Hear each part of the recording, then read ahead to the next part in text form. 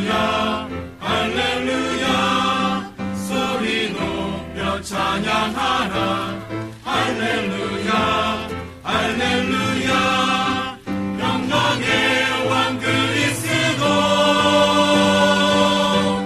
임마누엘 어린 양 우리를 구원하셨네 임마누엘 하나님 영원히 함께 하시네 임마누엘 어린 양 우리를 구원하셨네 임마누엘 하나님 영원히 임마누엘 어린 양 우리를 구원하셨네 임마누엘 하나님 영원히 함께 하시네 임마누엘 어린 양 우리를 구원하셨네 임마누엘 하나님 영원히 함께 하시네 하나님 영원히 함께 하시네.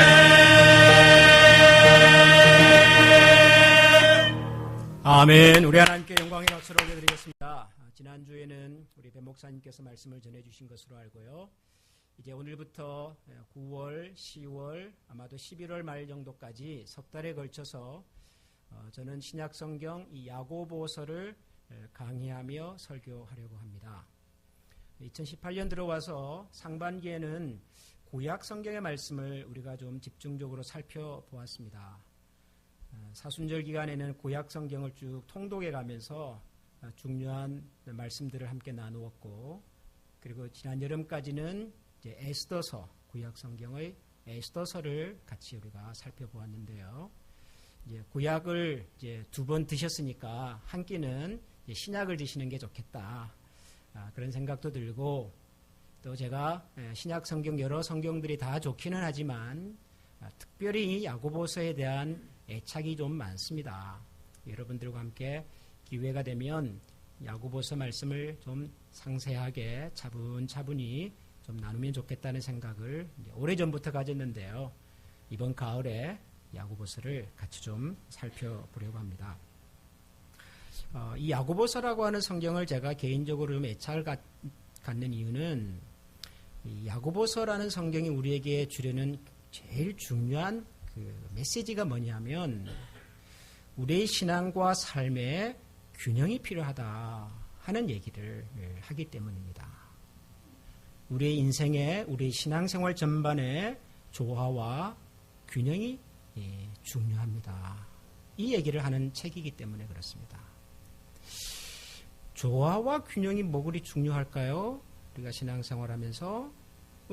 신앙생활하면서 중요하게 여기는 것들이 많이 있을 텐데 조화와 균형 이게 중요하다. 근데 그게 뭐 그렇게 애착을 가질 만한 메시지일까? 혹시 여러분 그렇게 생각하실지도 모르겠습니다만은 여러분 우리가 신앙생활을 해보면 이제 굉장히 다양한 경험과 배경을 가진 분들을 만날 때가 있죠. 예를 들면 우리가 소속되어 있는 이 교회와 교단을 장로교회 그렇게 부르죠. 장로교단입니다. 여러분 이 장로교회가 가지고 있는 가장 큰 특징은 성경 말씀, 하나님의 말씀이 우리 신앙생활에서 정말 중요합니다. 그래서 성경을 잘 배워야 하고 그리고 성경을 많이 묵상해야 하고 우리 신앙생활의 출발과 기초가 항상 말씀에 있습니다. 이것을 굉장히 강조하는 교회가 이 장로교단입니다. 뭐 다른 교단은 강조를 안 하냐? 다 하지요. 하지만 장로교회는 특별히 하나님의 말씀을 읽고 묵상하고 가르치는 것이 중요하다. 이런 얘기를 많이 하는 교단입니다. 그런가 하면 전 세계에서 가장 큰 교회를 가지고 있는 교단 중에 하나가 순복음교회입니다. 오순절이라고 부르죠. 미국에서는 펜트코스트 이렇게 부르는 거죠. 여의도에 큰 교회 있지 않습니까? 미국에도 큰 교회들, 남미의 큰 교회들이 대부분 이 오순절 교회입니다. 펜트코스트. 근데 이 오순절 교회의 특징은 기도와 은사와 뭔가 이렇게 좀 이렇게 열심을 가지고 다이내믹하게 신앙생활을 하는 것을 굉장히 강조하고 중요하게 여기는 그런 교회입니다. 다 중요하죠. 다 필요하고 중요합니다. 그런데 하나님의 말씀이 중요하다고 강조하는 장로교회가 계속 그것만 강조하면 어떻게 될까요? 말씀이 중요하긴 한데 계속 말씀만 하다 보면 뭔지 모르게 신앙과 삶이 좀 건조하다 그럴까요? 좀 딱딱하다 그럴까요? 뭔가 좀 차갑다 그럴까요? 그런 부작용이 있습니다. 너무 말씀만 하다 보면. 또 한편으로 신앙의 어떤 역동적인 면, 기도와 은사와 이런 신앙의 경험을 중요하는 교회가 계속 그쪽으로만 가게 되면 나중에는 어떻게 될까요? 도대체 우리 신앙의 근본과 뿌리가 되는 말씀에 대한 갈증을 또 가지게 된다고요. 그러니까 이 두 가지가 다 필요한데 중요한 건 뭐죠? 균형이죠, 균형. 그래서 저는 어떤 사람을 좋아하냐 그러면은 어려서 신앙생활은 장로교회에서 잘 배워가지고 나중에 봉사활동은 오순절교회에서 하는, 혹은 목사님 중에서 어렸을 적에 오순절교회에서 아주 열정적으로 경험적으로 신앙을 잘 경험했다가 나중에 신학교 가서는 장로교회에서 목회하시는 목사님. 저는 이런 분들이 좋아요. 정말 저는 이런 분들이 좋아요. 평생 태어나서 장로교밖에 모르는 목사님은 좀 이상하게 매력이 없어요, 저는. 목사님도 장로교 목사 아닙니까? 저는 장로교에서 태어난 게 아니라 저는 그냥 태어났습니다. 저는 예수님 모르는 집안에서 태어나가지고 장로교 신자가 됐기 때문에 저는 이런 말을 할 자격이 있는 것 같아요. 여러분, 조화와 균형이 필요해요. 조화와 균형, 우리 신앙생활에 있어서. 그런데 이 야고보서라고 하는 성경이 그 얘기를 해요. 여러분, 우리 신앙생활에 있어서 조화와 균형이 정말 필요합니다. 그런데 야고보서가 우리에게 말하려고 하는 조화와 균형은 어떤 거냐면 이런 겁니다. 여러분, 우리가 이제 신앙생활이라고 하는 큰 그 얘기를 할 때 신앙생활은 크게 보면 두 가지입니다. 두 가지 영역으로 나눌 수 있습니다. 하나는 뭐냐면 신앙생활의 첫 번째 영역은 우리가 어떻게 하면 하나님을 좀 더 잘 알 수 있을까?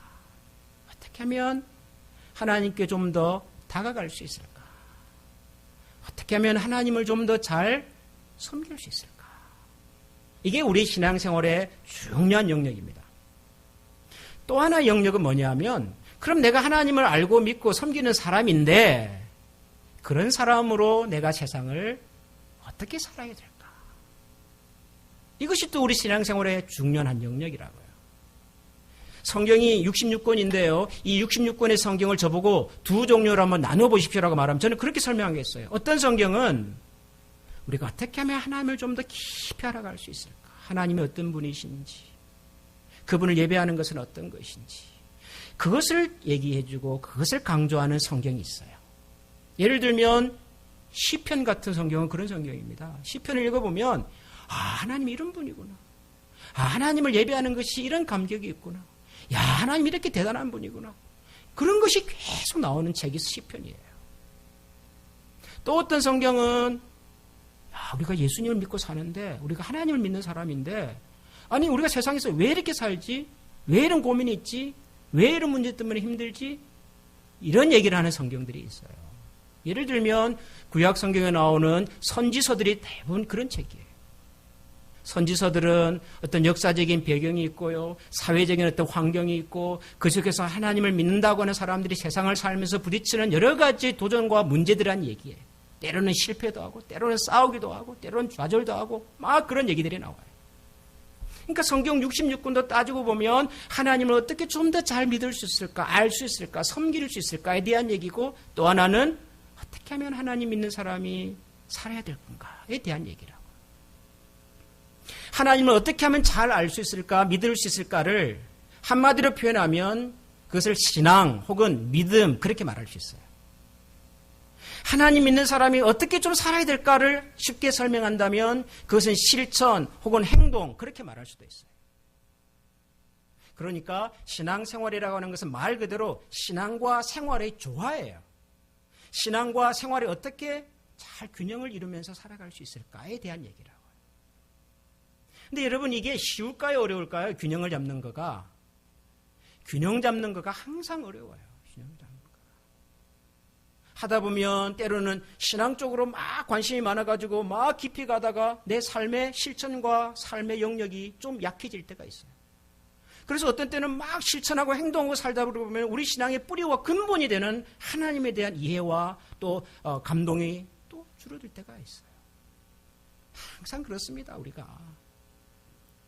그런데 제가 특별히 이 야고보서가 말하는 균형과 조화에 대한 관심을 애착을 갖는 이유 중에 하나는 지금 우리가 살아가는 이 세상 속에서 우리 크리스찬들이 교회가 기독교회가 이 세상 속에서 이 균형 감각을 잃어가지고 듣는 오해와 비난이 참 많구나 그런 생각이 들어서 그래요. 교회가 세상 사람들로부터 듣는 많은 비난과 오해가 다 맞는 것은 아닙니다. 그러나 그런 비난과 오해를 가만 들여다보면 저는 이 문제 같아요. 이 두 가지가 다 있는데 우리가 이 균형을 잘 못 잡고 있어요. 치우쳐요. 그러다 보니까 교회가 가져야 할, 내가 크리스찬으로서 가져야 될 우리의 원래의 삶의 능력이랄까요, 아름다움이랄까요, 이런 것들이 다 잊혀져 버리고 묻혀버리고, 그래서 빛과 소금으로 산다고 하는 이 표현조차도 우리에게는 버거운 표현이 돼버린 것 같아요. 그래서 이번 가을에는 우리가 이 야고보서를 함께 묵상하면서 어떻게 하면 내 삶이 혹은 내가 하나님 앞에서 가지고 있는 이 신앙이 균형과 조화를 좀 잘 갖출 수 있을까? 도대체 나에게 부족한 것은 뭔가? 어떤 부분을 좀 더 보충해야 될까? 이런 생각을, 고민을 말씀과 함께 나눠보면 좋겠다. 그런 생각으로 야고보서 말씀을 같이 묵상해 보려고 합니다. 한 석 달 정도 할 텐데요. 여러분 집중해서 이 말씀과 함께 여행을 하면 좋겠습니다. 자, 야고보서입니다. 야고보서. 야고보서는 일종의 편지입니다. 보낸 사람이 있고 받는 사람이 있고요. 그리고 이 편지를 쓴 이유가 있겠죠. 야고보서를 쓴 사람은 누굴까요? 1절에 하나님과 주 예수 그리스도의 종 야고보는 야고보라는 분이 썼습니다. 그래서 책의 이름도 야고보서, 야고보가 쓴 책, 그런 뜻이죠. 야고보가 썼습니다. 성경을 읽어보면 성경에는 야고보라는 이름으로 등장하는 분이 3분 정도 계십니다. 여러분이 잘 아는 요한의 형제 야고보가 있죠. 그래서 항상 성경에서는 야고보와 요한 이렇게 나오는 야고보. 또 한 분은 알페오의 아들 야고보, 이런 분이 있습니다. 아버지의 성함이 알페오입니다. 그래서 알페오의 아들 야고보. 근데 이 두 야고보는 다 예수님의 제자입니다. 요한의 형 야고보도 예수님의 제자고 알페오의 아들도 예수님의 제자고. 근데 또 한 분이 있어요. 야고보가. 근데 이분을 아는 분은 많지 않더라고요. 세 번째 야고보는 예수님의 동생 야고보입니다. 목사님, 예수님에게도 동생이 있었어요?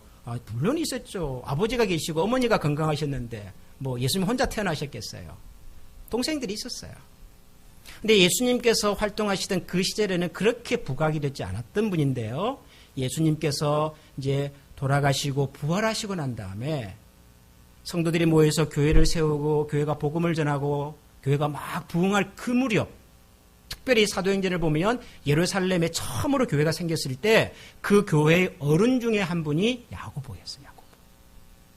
야고보서는 바로 그 예수님의 동생 야고보, 초대교회의 어른 중에 한 분이셨던 야고보 선생님께서 쓰신 글입니다. 야고보서. 누구에게 썼을까요? 야고보는 흩어져 있는 12지파에게 문안하노라, 그렇게 썼습니다. 대상이 누구예요? 흩어져 있는 12지파 그랬습니다. 12지파, 우리가 이런 말을 성경에서 읽으면 누구라고 생각을 하죠? 12지파. 12지파가 뭐죠? 12지파가 12지파죠. 예, 이스라엘의 12지파들, 뭐 유다지파, 뭐 다윗지파는 아니죠. 레위지파, 뭐 여러 지파, 르브론 뭐 많이 있잖아요. 대개 이제 성경에서 12지파 그러면 이스라엘 백성들, 하나님을 믿는 백성들을 지칭합니다. 신약 성경으로 넘어오면 예수님 믿는 모든 사람들 그런 뜻이겠지요. 하나님을 믿는 사람들. 근데 이분들이 흩어져 있대요. 자, 이게 이제 중요한 얘기죠. 12지파인데 하나님을 믿는 사람들인데 지금 흩어져서 살고 있는 사람들. 그럼 이 사람들이 왜 흩어졌을까? 어디로 흩어졌을까? 이제 그게 궁금해지는 거죠. 이 야고보서라고 하는 책이 기록이 된 시점은 대략 예수님께서 부활하시고 승천하신 이후에 100년쯤 지나고 난 다음에 기록이 된 것으로 알려져 있습니다. 그때 이스라엘 사람들, 하나님을 믿는 사람들은 어떻게 살았을까요? 어디서 살았을까요? 그때 하나님을 믿는 사람들은 다 뿔뿔이 흩어져서 살았습니다. 특별히 이스라엘 사람들 중에 하나님을 믿는 사람들. 왜냐하면 이스라엘 역사를 읽어보면 주후 70년, 그러니까 기원 후 70년이죠. 그때 이 이스라엘의 수도 예루살렘이 로마의 장군 티토스라고 하는 장군에 의해서 함락이 됩니다. 수도가 함락이 되었다는 말은 나라가 망했다 그런 뜻입니다. 주후 70년 이스라엘은 이제 역사에서 사라져 버립니다. 그때 그 티토스 장군은 앞으로 다시는 이스라엘 사람들이 모여 살지 못하게 하려고 이스라엘 사람들이 가장 중요하게 생각하는 예루살렘 성전을 무참히 파괴해 버립니다. 그게 이스라엘 사람들의 그 정체성이고 그리고 구심점이고 민족성의 핵심이거든요. 성전. 근데 이게 있는 한 유대인들은 또 모일 거라는 거죠. 그래서 그것을 무참하게 파괴해버립니다. 다 파괴해버립니다. 그리고 다 파괴하고 난 다음에 조금 남겨놨습니다. 한쪽 남겨놨습니다. 서쪽에 있는 성벽만 조금 남겨놨습니다. 그게 지금 남아있는 통곡의 벽. 그래서 이스라엘 성지를 방문하시는 분들이 그 앞에 가서 벽을 막 기대면서 기도하는 바로 그것입니다. 주후 70년에 이스라엘이 망했습니다. 그리고 이스라엘 백성들은 로마 제국 곳곳으로 다 흩어져서 살게 됐습니다. 그때부터 언제까지 흩어져 살았을까요? 1948년에 2차 대전이 끝나고 난 다음에 지금의 이스라엘, 그곳에 이스라엘이라는 나라를 건국하고 유엔이 인정해서 이스라엘 공화국이라는 나라가 성립될 때까지 무려 1900년 이상 흩어져 살았습니다. 지금 이 야고보서는 바로 그 이스라엘이 망하고 이스라엘 민족이 예수 믿는 사람들이 로마 제국 곳곳에 흩어져 살던 시절 그 사람들에게 보낸 편지입니다. 왜 보냈는지 그러면 짐작이 가시죠? 그 사람들이 어떻게 살았을까요? 행복하게 살았을까요? 기쁘게 살았을까요? 아니요. 나라를 잃은 서러움을 가지고 낯선 곳에 가서 그리고 가족을 거느리고 있는 가장들은 어떻게 하든지 이 가족을 부양해야 되는 가장으로서의 책임을 가지고 그러나 아무도 이 흩어진 유대인들을 환영해 주는 사람은 없는 그런 곳에서 참 힘들고 고달프게 살아야 했던 사람들에게 야고보 선생님은 편지를 쓰게 된 겁니다. 그러니까 이 야고보서의 내용이 이게 뭐 막연한 무슨 이상적인 논리와 이론을 얘기하는 게 아니에요. 야, 세상에서 예수 믿고 사는 것이 정말 쉽지 않구나. 그런 고민을, 생생한 고민을 가지고 있는 사람들을 위로하고 격려하기 위해서 야고보는 이 편지를 쓰게 된 거라고.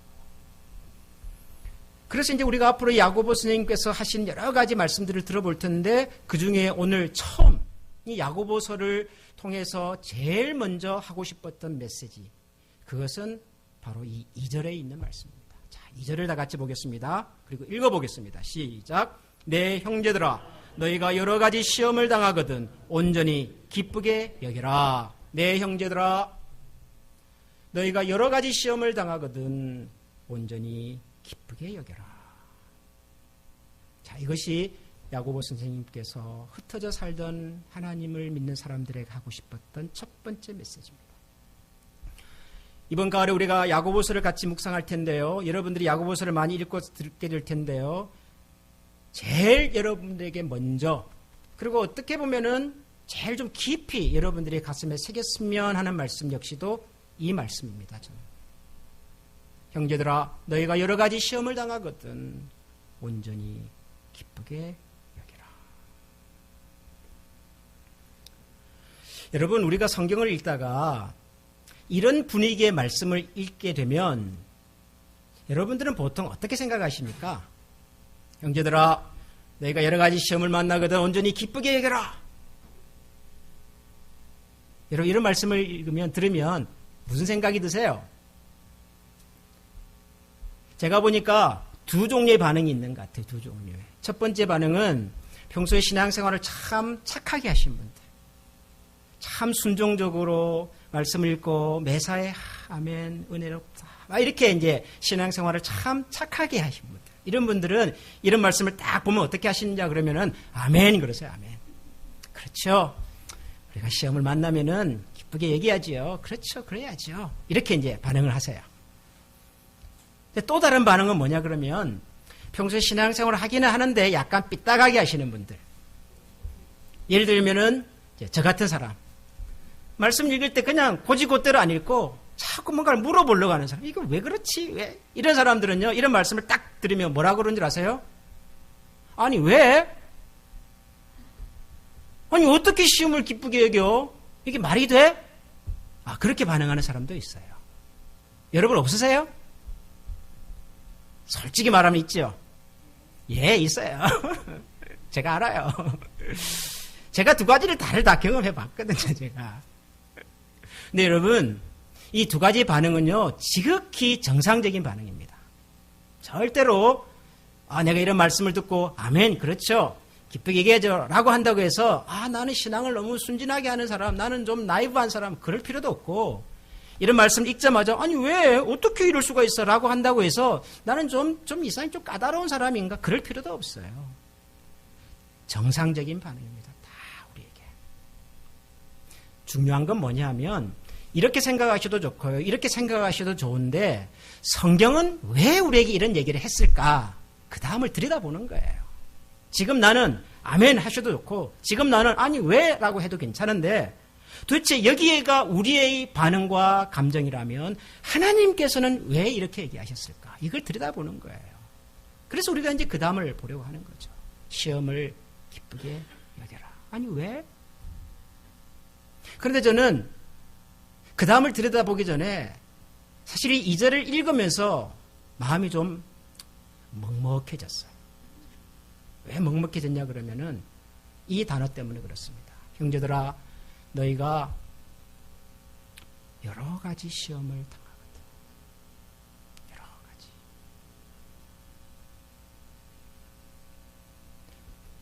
저는 여러 가지라고 하는 말이 제 마음을 그냥 확 사로잡아 버렸어요. 그냥 이렇게 할 수도 있겠죠. 형제들아, 너희가 시험을 당하거든 기쁘게 여겨라. 뭐 그래도 되잖아요. 똑같은 얘기잖아요.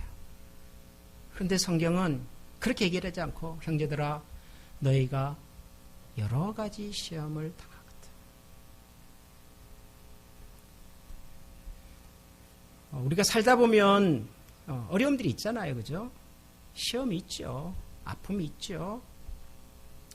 최근에 우리 윤서 자매님 참 부친을 떼나보낸 그 마음의 아픔, 뭐 이걸 어떻게 우리가 위로하고 참 격려할 수가 있겠습니까? 참 어려워요. 이런 힘들고 어려운 일을 이제 겪은 분들에게 우리가 위로를 하는 거죠. 자매님, 집사님, 시험이지만 기쁘게 얘기해 봅시다. 고생 많으셨죠? 그렇게 할 수도 있죠. 나쁘지 않습니다. 근데 어떤 사람이 이렇게 또 표현할 수 있어요. 참 여러 가지로 얼마나 힘드셨어요. 여러 가지로 고민이 많으셨죠. 뭐 그렇게 얘기할 수도 있잖아요. 여러분, 그 차이가 전달이 됩니까? 저는 전달이 돼요. 왜냐하면 이 여러 가지라고 하는 표현 속에는 정말 숱한 어려움과 시험 속에서 아파하는 사람들에 대한 공감하는 마음이. 아니, 우리가 세상을 살면서 시험이 한두 가지인가요? 어려움이 한두 가지예요. 근데 그걸 다 뭉뚱그려가지고 시험을 만나거든 어려움이 생겨도 그렇게 말하는 것이 아니라 여러분들이 살아가면서 겪는 순간순간의 어려움과 그때그때마다의 아픔들을 내가 다 이해할 수는 없지만 내가 상상하는 것 이상의 아픔과 어려움 속에서 살아가는 당신의 그 아픔을 제가 짐작하겠습니다. 그 많은 아픔과 어려움 속에서 우리가 살아간다고 하지만 그게 이 여러 가지라고 하는 말 속에 담겨있는 야고보 선생님의 마음 같아서 이민 와서 30년 40년 이제 다 고생도 다 끝나고 이제는 자식들도 다 이제 교육시키고 이제는 뭐 별 걱정 없이 사시는 우리 어른들께서 이제 갓 미국에 들어와가지고 아이들 교육 문제, 비즈니스 문제, 뭐 신분 문제 얼마나 고민거리가 많아요. 그것 때문에 일희일비하는 그런 젊은 세대를 보면서 우리 어른들의 마음에 그런 것이 있는 그래 참 얼마나 고생이 많냐. 여러 가지로 참 많이 힘들겠구나. 그런 생각이 드는 거예요. 아는 거예요. 성경이. 하나님이 아시는 거예요. 내 인생에 얼마나 많은 숱한 고민과 아픔들이. 이게 뭐 한 번 지나갔다고 해서 끝나는 것이 아니라 반복해서 똑같은 문제 때문에 힘들어하고 하루에도 수없이 내 마음과 감정의 상태가 오르락내리락 하는 그런 우리를 향하여 얼마나 마음이 복잡하고 얼마나 생각이 많냐. 여러 가지 시험이 있지. 그런 얘기로 저는 들리는 거예요. 이 말씀. 그래서 참 고맙고 뭐 그게 뭐 어떻게 나중에 해결이 될지는 몰라도 내가 처해있는 이 복잡하고 다양한 상황과 어려움의 문제를 하나님께서는 아시는구나. 관심이 있어 하시는구나. 그런 생각이 드니까 저는 이 표현이 좋아요. 그리고 참 먹먹해져요.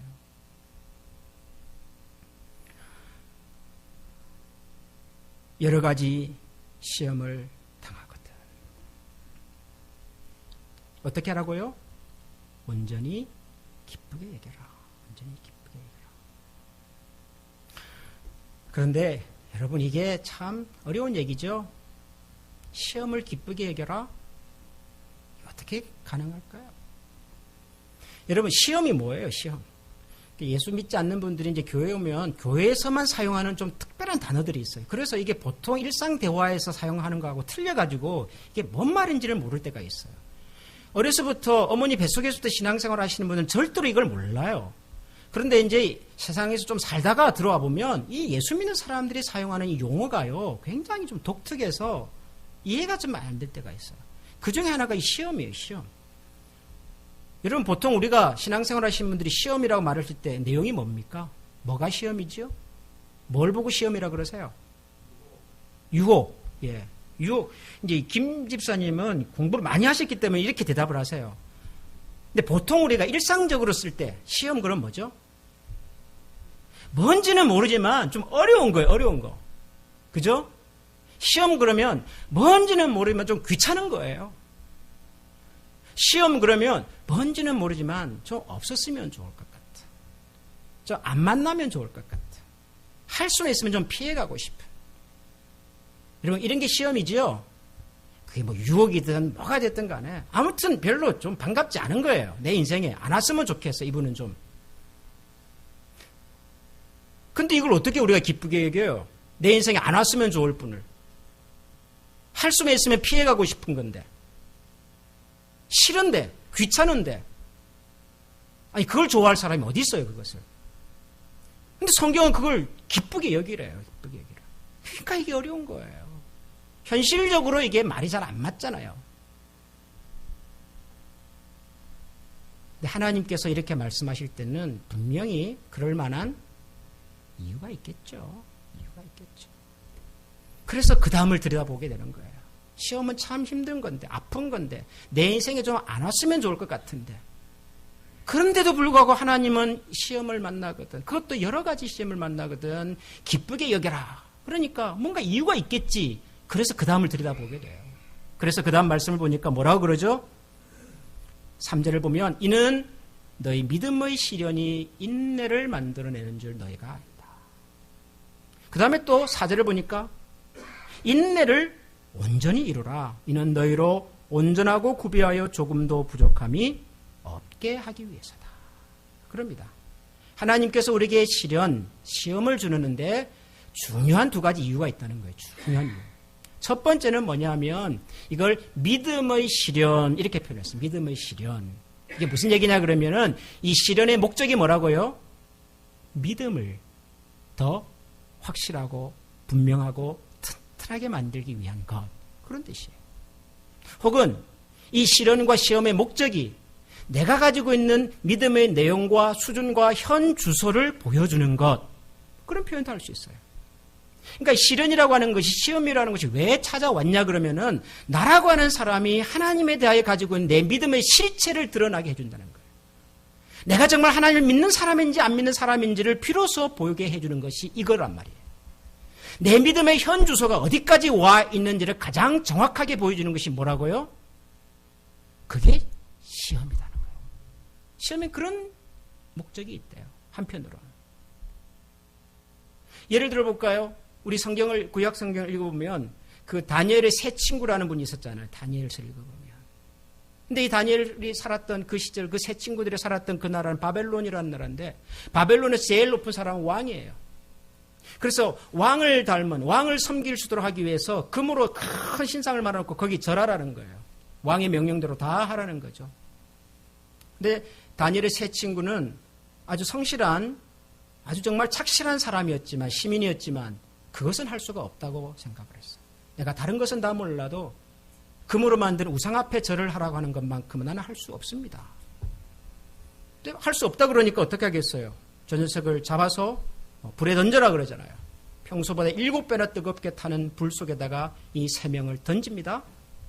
근데 그 불 속에 들어가기 전에 이 3명의 친구가 그렇게 얘기하죠. 임금님, 우리가 저 우상에게 섬기지 않는다고 해서 우리를 저 불 속에 던져 넣으시려고 하신다면 들어가겠습니다. 우리가 저 불 속에 던져진다고 할지라도 우리가 섬기는 하나님은 저희를 저 불 속에서 보호해 주실 것입니다. 그러나 설령 우리가 섬기는 하나님이 저 불 속에서 우리를 보호해 주지 않는다 할지라도 우리는 절대로 우상 앞에 절하지는 않겠습니다. 그러고 불 속에 던져졌단 말이죠. 근데 불 속에 던져졌는데 알 수 없는 제3의 인물이 그 불 속에 등장을 해서 이 다니엘의 세 친구의 옷깃 하나 타지 않게 지켜주셨어요. 그걸 보고 깜짝 놀란 바벨론 왕이 부하들에게 다시 불을 끄게 하고 불에 던져졌던 세 친구들을 불러내죠. 그러면서 뭐라고 한 줄 아십니까? 다니엘의 세 친구의 하나님을 찬양할지로다. 그렇게 얘기를 합니다. 다니엘의 세 친구가 가졌던 믿음이 어떤 믿음인지 우리는 잘 몰라요. 사실 믿음이라고 하는 것만큼 설명이 어려운 게 없잖아요. 여러분 믿음이 있습니까? 있다고 말하겠죠. 얼마만큼 있으세요? 뭐가 믿음입니까? 참 어려워요. 믿음을 설명한다는 거가. 나도 때로는 내가 믿음이 있는 사람인지 없는 사람인지를 잘 모를 때가 있어요. 어떤 때는 굉장히 믿음이 깊은 사람처럼 말하고 행동을 하지만 또 어떤 순간에는 정말 믿음이 하나도 없는 사람처럼 고민하고 힘들어하고 넘어지고 그럴 때가 또 있잖아요. 내가 한때는 하나님과 교회를 위해서 정말 열심히 불같이 내가 섬겼는데 어느 순간 보니까 그런 열정과 마음은 다 사라져버리고 지금은 오히려 예수 믿지 않는 사람보다도 더 못한 마음의 상태로 살아있는 그런 우리를 볼 때도 또 있잖아요. 이 믿음이라고 하는 것이 참 설명이 어려운 부분이에요. 그런데 내 속에 있는 내 믿음의 실체가 언제 드러나냐 그러면 시련을 통해서 시험을 통해서 드러나더라는 거예요. 불에 던지십시오. 하나님이 우리를 보호하실 겁니다. 아니, 우리를 보호하지 않는다 할지라도 나는 그 하나님을 버릴 수 없습니다. 언제 드러나요? 죽음 앞에서. 목숨과 신앙을 선택해야 되는 순간이 오면 드러나는 거예요. 우리 인생에 그런 순간이 안 오면 좋겠죠? 이런 것으로 확인 안 해도 하나님께서 늘 인정해 주시고 기뻐해 주시는 상태면 좋겠죠? 문제는 우리가 그럴 수 없다는 거예요. 우리가 세상을 살면서 얼마나 자주 이 믿음 앞에서 흔들리고 넘어지고 아파하는지 몰라요. 하나님께서 어느 순간 우리 인생에 이런 시련 하나 툭 던져주세요. 아파요. 힘든 거예요. 그럼에도 불구하고 그 믿음의 시련을 통해서 내가 누군지, 내가 어떤 사람인지, 내가 정말 하나님을 믿는 사람인지 알게 돼요. 보게 돼요. 우리는 별 수 없어서 우리 인생에 찾아온 깊은 아픔 앞에 서봐야 내가 가진 믿음의 실체가 드러나는 법입니다. 저는 종종 인생의 마지막 순간을 맞이하는 장로에 목사기 때문에 가볼 때가 있잖아요. 저는 그분들을 보면서 마지막 순간까지 하나님에 대한 신뢰를 버리지 않는 분들을 보면서 정말 감동을 받습니다. 저도 생각을 해봐요. 내 인생의 마지막 순간이 왔을 때 나도 저럴 수 있을까? 제가 목사인데 평생을 목회자로 살았는데 과연 이제 내가 눈을 감으면 내가 알고 있었던 내가 사랑했던 모든 가족과 친구와 친척들이 다 이제는 내 인생에서 사라져버리고 아니 내 삶 자체가 이제는 끝나버리고 뭐가 될지 내가 천국을 믿는다고 하지만 정말 천국이 있는지 없는지 그 마지막 순간에조차도 나는 하나님을 압니다. 하나님께서 나의 인생을 축복해 주셨습니다. 여러분들아 내가 믿는 그 하나님을 평생 붙들고 살아다오 라고 하는 말을 남기시는 분들을 보면 정말 저는 존경스러워요. 나도 그럴 수 있을까 하는 생각이 들어요. 어쩌면 그 순간 그 자리가 그분이 하나님 앞에서 살아왔던 모든 신앙의 내용을 확증하는 순간이 아닐까. 시련은 그래서 종종 우리 곁에 다가옵니다. 우리가 문제가 있어서가 아니라 하나님 우리를 싫어해서가 아니라 내가 정말 하나님을 알고 믿고 내 속에 정말 하나님에 대한 깊은 신뢰가 있는지를 보여주려고. 또 하나가 있는데 그것은 인내를 이루는 것. 근데 인내가 목적은 아니더라고요. 인내를 통해서 그 다음에 뭐예요? 온전하고 구비하여 조금도 부족함이 없게 하려고. 우리 한국 사람들은 성경을 읽으면 항상 제일 뒤쪽에 관심이 많아요. 뭐죠? 조금도 부족함이 없게 하려고. 야, 그러니 뭐 이 정도 투자해가지고 내가 조금도 부족함이 없는 사람이 되면 뭐 투자할 만하지. 이 정도 고생 뭐. 그래서 우리가 고, 진, 감, 내 그러잖아요. 그게 뭐예요? 고생이 다 지나고 나면 나중에 뭐가 온다? 감, 단 것이, 좋은 것이 온다. 우리가 보통 그렇게 생각하니까 이 말씀 읽어도 그렇게 생각해요. 여러분, 사절은 고진감래가 아닙니다. 목표는 부족함이 없는 것이 아니라 그 앞에 있어요. 뭐죠? 너희로 온전하고 구비하여. 온전이라고 하는 말은 완전이란 말은 아닙니다. 여러분들 성경을 읽을 때 온전케 한다 이 말을 들을 때 완전하다라고 보시면 안 돼요. 완전은 영어로 뭐죠? 완전하다. 아, 저 사람 완벽해. 뭐라고 말하죠? perfect. 예. 온전은 뭘까요? 온전은요, 뭐랄까 좀 완성?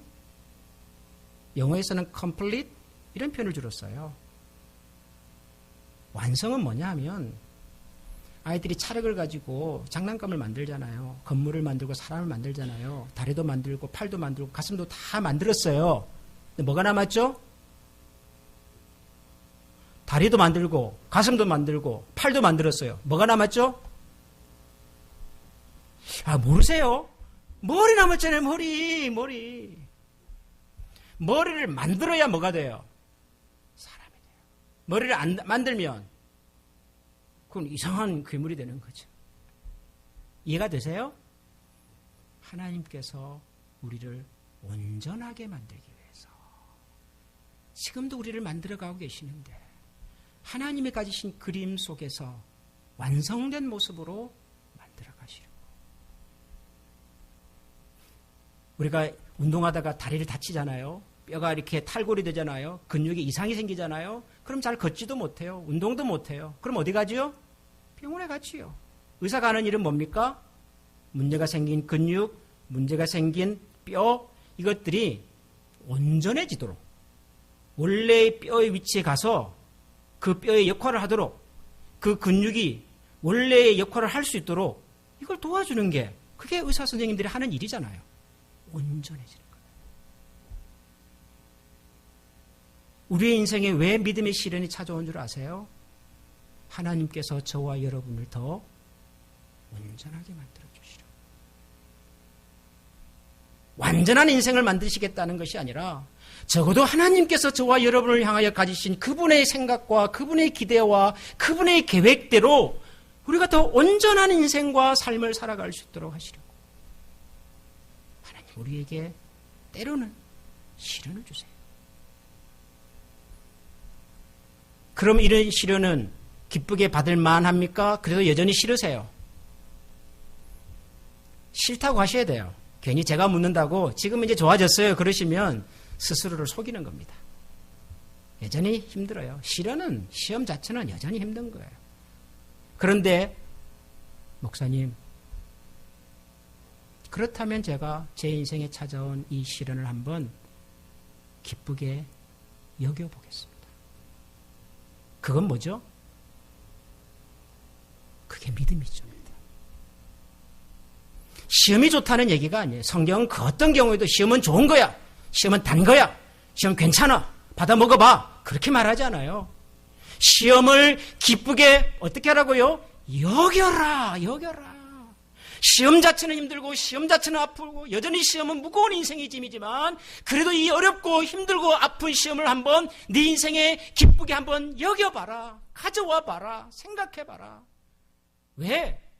시험을 통해 하나님은 우리의 믿음의 실체를, 내 믿음을 더 견고하게, 나라는 사람을 하나님이 가지신 기대와 계획 속에서 더 완성된 모습으로, 온전한 모습으로. 그렇다면 이거 한번 해봐야 되잖아요. 그렇다면. 그리고 그것을 한번 해보겠다고 다짐하는 것을 그걸 믿음이라 그러는 거예요. 여전히 이 문제 앞에서 나는 싫고 힘들어서 도망가겠습니다, 피하겠습니다 라고 하신다면 괜찮아요. 그러세요. 어떻게 하겠어요? 여러분들이 싫다는데. 하나님께서 뭐 억지로 하시나요? 하나님 절대로 억지로 하지 않으세요. 그렇게 사십시오. 어떤 시험이 찾아와도 도망다니십시오. 피해 가십시오. 부정하십시오. 아니라고 외치십시오. 그렇게 사셔도 됩니다. 그러나 정말 내 인생에 찾아온 지금 이 상황 속의 어려움이 내가 가진 믿음의 실체를 하나님께서 보여주시고 이것을 확인하시고 정말 믿음의 사람으로 만들기 위해서 나라고 하는 사람의 인생을 좀 더 온전한 모습으로 만들기 위해서 그분이 고심고심 끝에 주신 것이라고 생각이 들면 받아들이십시오. 기쁘게 받아주십시오. 지금은 기쁘지 않지만 언젠가는 하나님께서 이것을 통하여 내 인생을 기쁘게 만들어 주실 것이라고 믿으시기 바랍니다. 그것이 믿음이에요. 그거 하자는 거예요. 그거. 야고보서. 사랑하는 성도 여러분, 저는 여러분 중에 할 수 있으면 많은 사람들이 내 인생에 찾아온 여러 종류의 시련을 기쁨으로 받아들일 수 있기를 소망하고 기도하겠습니다. 여전히 어려우시겠지만 힘드시겠지만 기도하겠습니다. 그리고 이 과정을 끝까지 가셔서 과연 하나님이 그러셨는지를 우리의 눈으로 보고 고백할 수 있기를 주님의 이름으로 축원합니다. 기도하겠습니다.